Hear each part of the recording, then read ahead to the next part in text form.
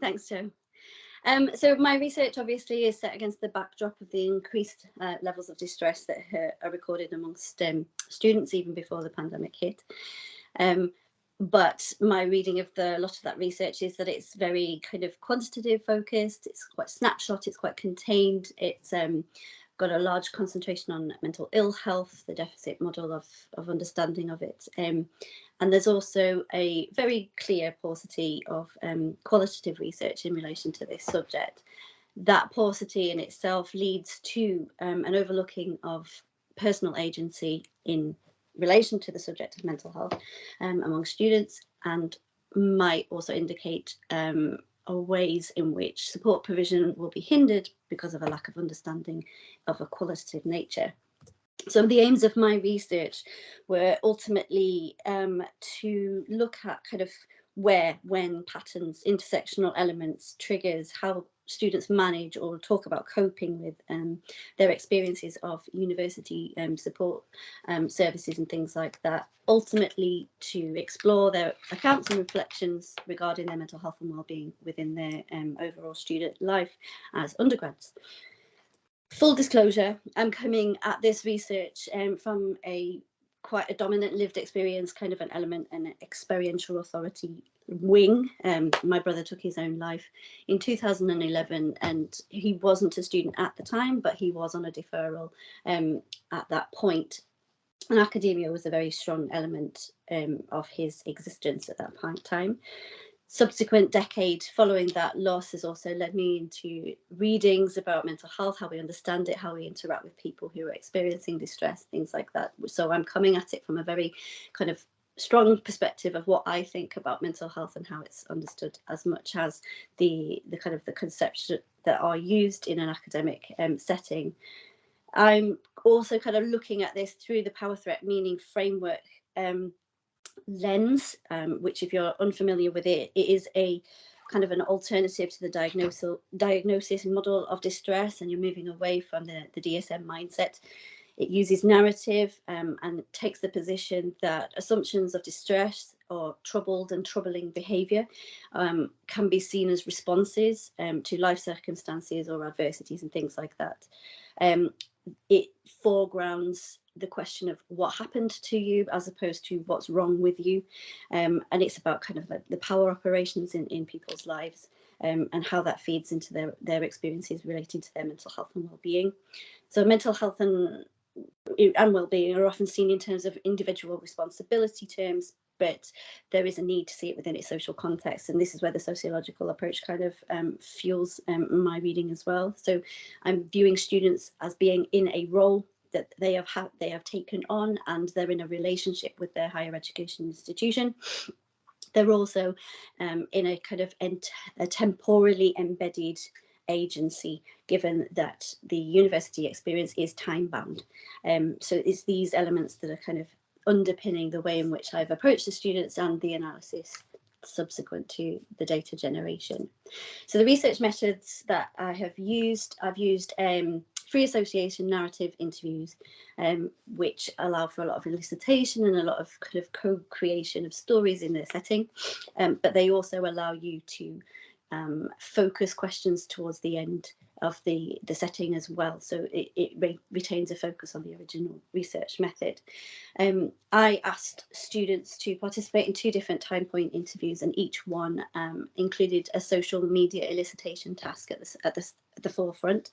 So prior to us meeting, I like to call them a conversation interview as opposed to an interview. So I wasn't looking to extract information. I was looking to kind of see where it would go and generate discussion.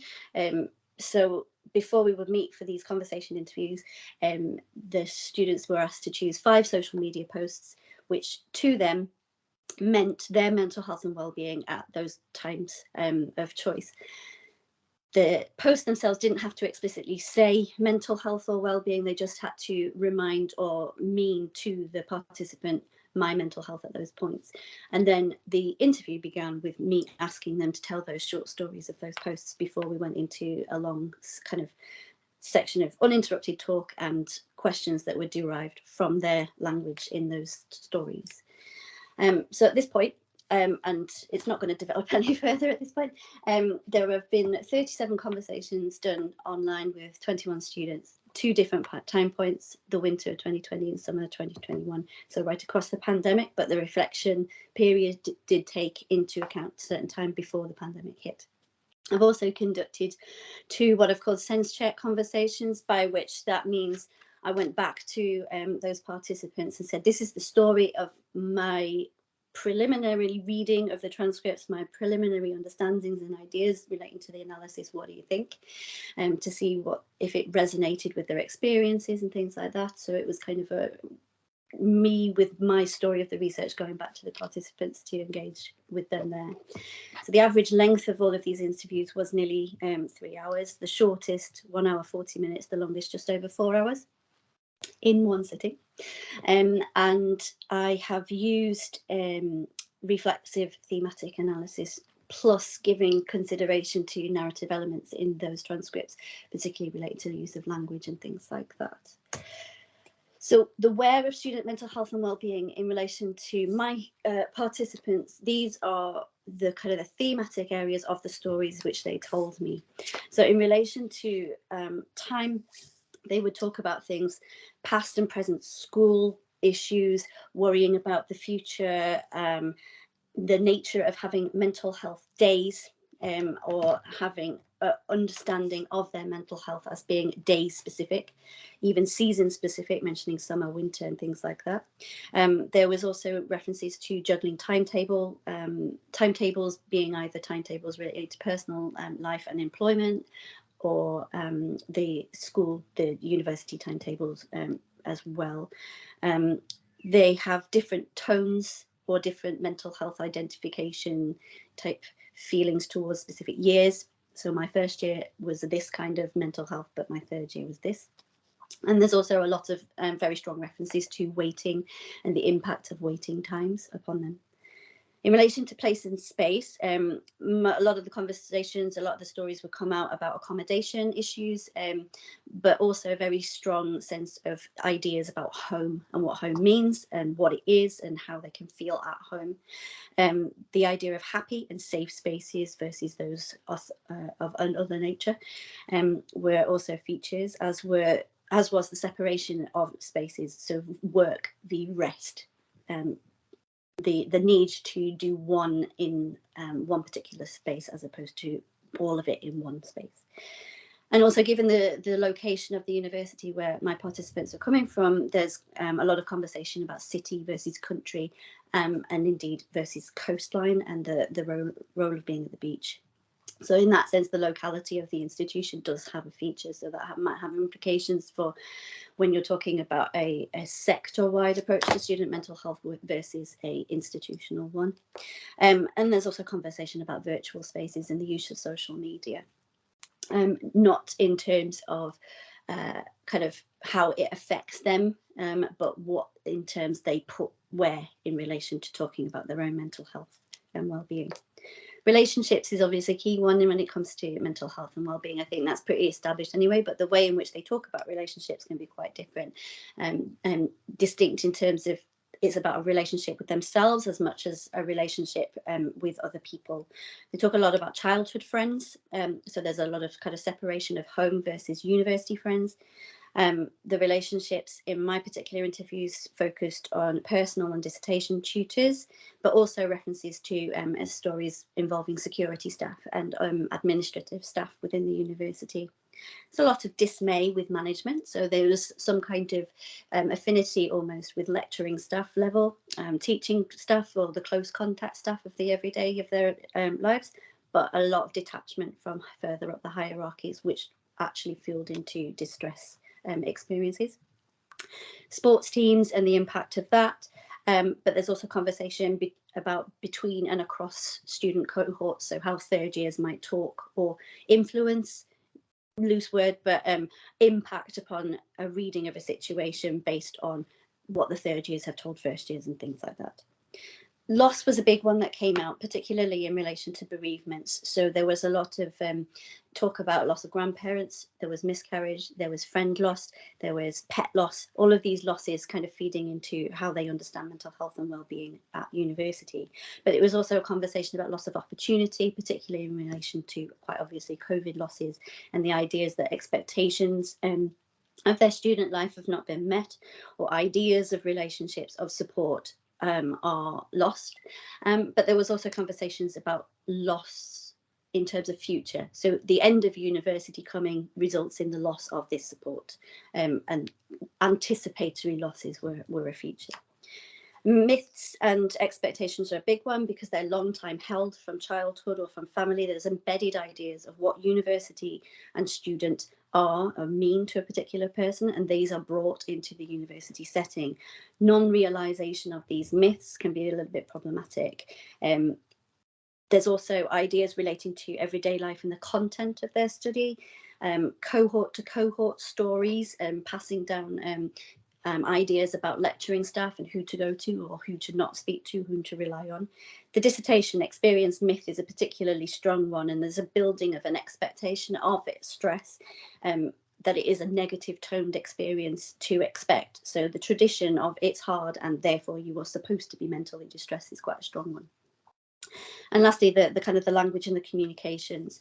There was a lot of kind of, not a lot, but there's instances of where stigmatized language is still used, even when the student recognizes they shouldn't do it. So things like, I got PTSD from that assignment. Oh, I know I shouldn't say that, and I know it's not the correct way to use it, but that's the understanding when they're talking amongst themselves, that PTSD explains how that experience felt for them in terms of their mental health and stress levels. There's also the idea of narrative banks.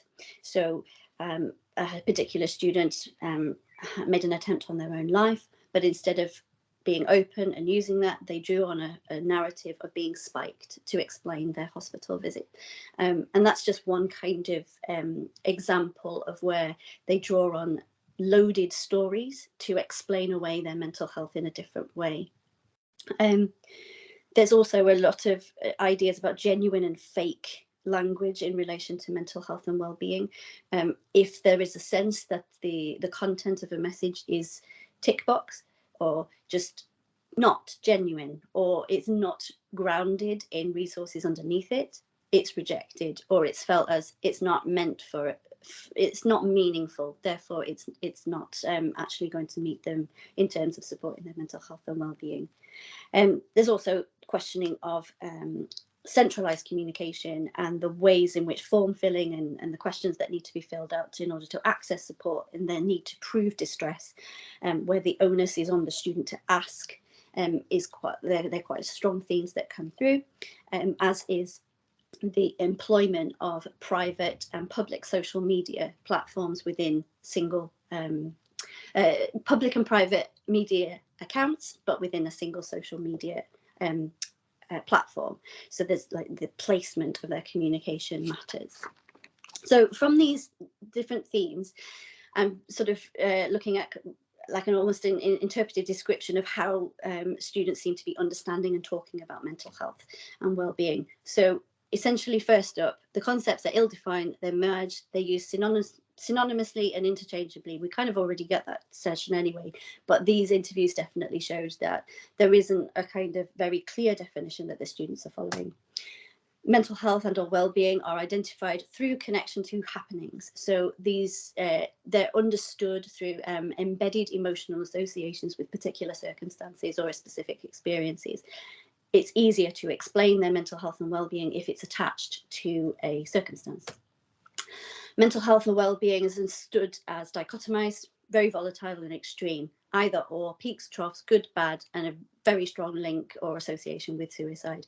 It's not a kind of a thing that's every day, or at least it's not monitored on every day. They can only identify it when it's in its extremes. Mental health is also understood on a self-continuum, so notably in a sensory way. There's a lot of audio visuality that comes through in these stories. So a lot of talk about when things are clean, when they're not clean, including their physical self as well as their rooms and things like that. Or the idea of, I went quiet, I'm usually noisy. results and grades in their assignments are a way of mapping their mental health, as is a sense of their own movement. Have I been sat still too long? Do I need to get up and move? A lot of evidence for their mental health is derived from past mental health experiences. So I went through this before, therefore I can understand myself. But there's definitely an overall sense of needing something tangible in order to explain their mental health and well-being. And there's a number of implicit ideas that came through as well, notably things like mental health and well-being as being a matter of chain reaction. One thing sets off another, and then it snowballs, and then it becomes out of control, and that's when they don't feel like they're in charge of their mental health and well-being. It's also something that's hard work, which requires focus time, which is often time that they can't get hold of. There's a very strong role of luck, and it's little things that matter in terms of either making it worse or making it better. Lived experience is key to understanding. So there's this idea of, I will trust someone who explains lived experience has happened to them because they will get it. And this proves to be a problem when it comes to university support, because they can't gauge the lived experience of the people that they're going to for support. And ultimately, there is this idea of mental distress as becoming part of a student myth set. It's normal, it's to be expected within a university context, that it's just something you're going to have to push through in order to get to your goal, which is your degree. Rather than university being seen as a place of kind of growth or learning or whatever, it's a place of stress. And this is almost something that is now part of the myth of going to university, is you need to have something to combat because it's going to happen. So from these elements, I've kind of come up with what I've called the student mental health and wellbeing story in 3 parts. And the allocated themes are these 3 ones.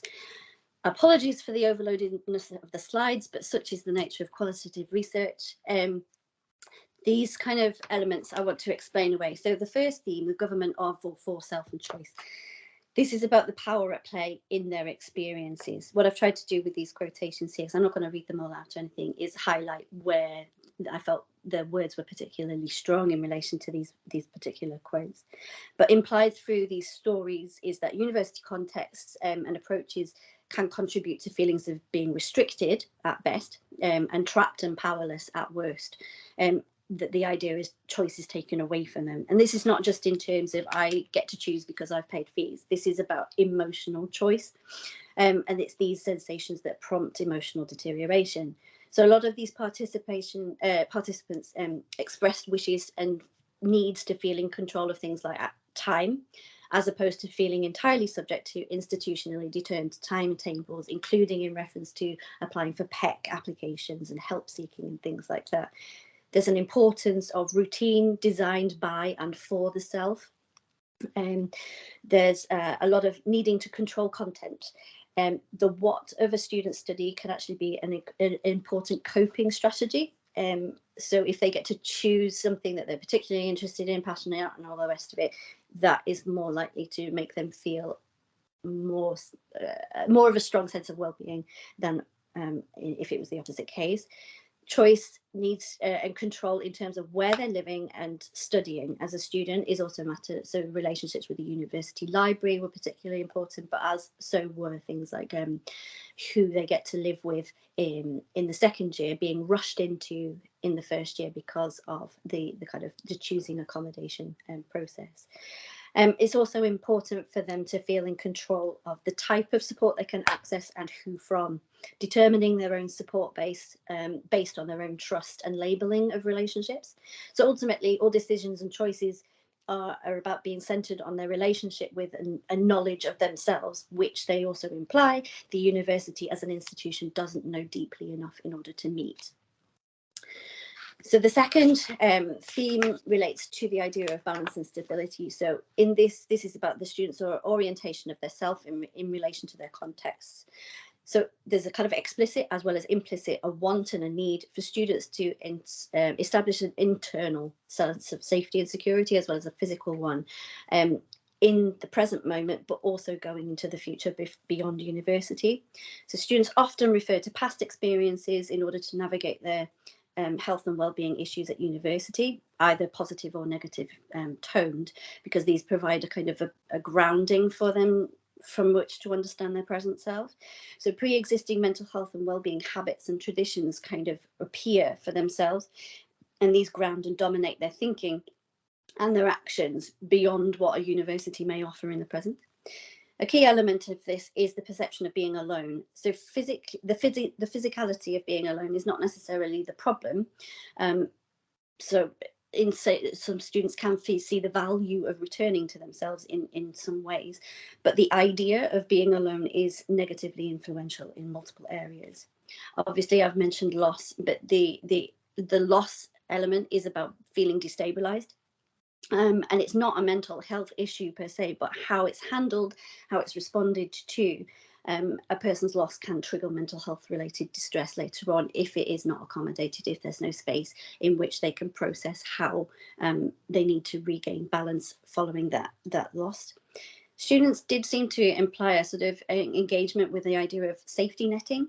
So they have this idea of, it's nice to know it's there even if I don't use it. So they kind of organize in their minds or even written where they can go for support, just to have it there, just to feel safe, so that if something happens, they are prepared and able to respond to it. I felt that this quote was particularly strong in demonstrating the university's role in this idea of balance and stability, given that the student is calling it its anchor, it's a pillar, it's a focal point, it's the reason, it's sort of the university is the center around which they're trying to restabilize themselves in this new context. And the last theme I want to kind of talk about, the last story strand of student mental health and wellbeing that I'm developing, is about the nature of the students' relationships with the people and the structures they connect with when they are undergraduates. In these, the stories kind of convey that the university context can leave them with feelings of being insignificant or even invisible, that it's based on stereotypical, unchallenged perceptions of what a student is, which they might not recognize in themselves. And that was notably the case in students who had placements, who felt they weren't normal students, and this kind of wasn't validated or recognized within the university context. There's a massive fear of judgment, either from themselves or from others, that comes across amongst these students.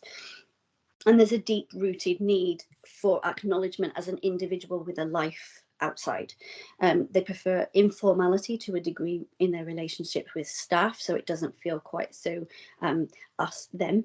And there's a lot of criticism of institution structures, protocols, and processes that are intended as aids, but they exacerbate, producing the opposite effect. And this is particularly the case in terms of accessing the counselling and wellbeing services that need to be carried out.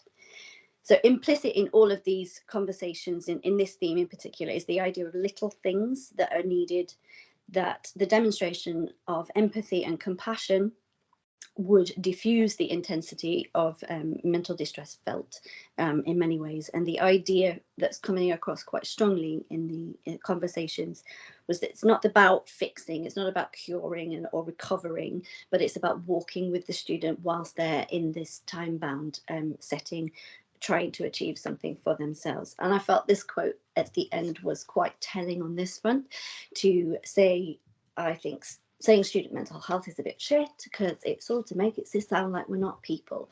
And I think this idea that students are really taking on board that they're a number is kind of one that's coming across quite strongly here, and they would like it recognised that they're a person who has taken on role for a short period of time, and that role has been attached to a different core sense of self.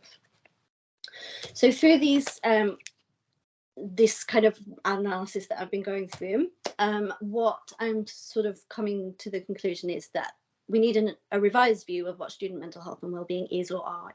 And in terms of, from my perspective anyway, the approach of using what's happened as opposed to what's wrong with you is quite fruitful in that sense.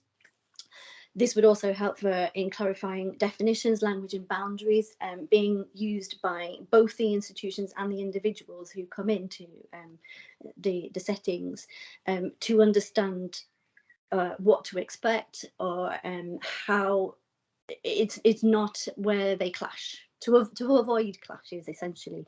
And I think this says this quite strongly to me, because it sort of feels like the university focus on student mental health for these students in particular is very much geared towards the academic requirements, but where the stresses are is in stuff that they bring to the university environment, notably this one. The projects are great, they're really fun, I love them.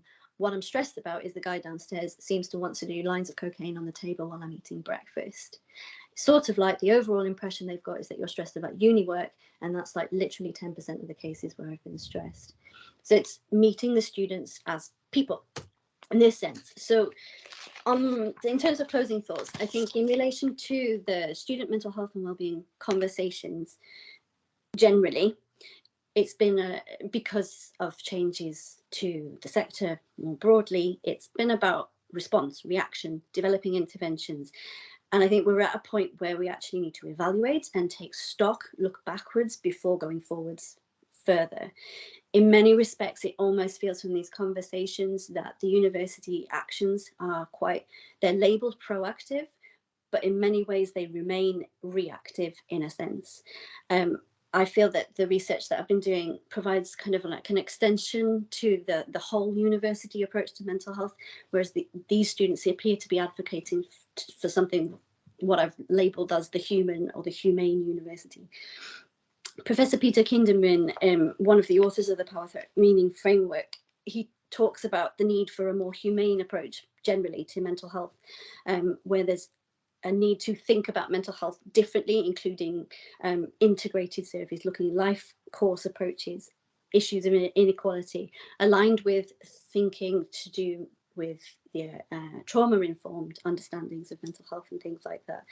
And I think from my students' discussions, conversations, stories that they told me, the suggestion might be that we would need the same principle to adopt humane universities responding to this labelled student mental health crisis. And within that, also considering mental health alongside the symbolic meaning of university more generally.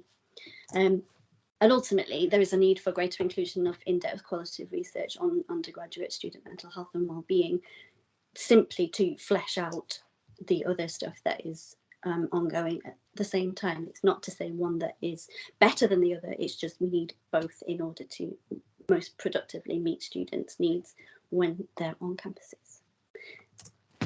Thank you very much for your time, and I look forward to any questions. Thank you so much, Heather. That was so interesting. I'm always sat here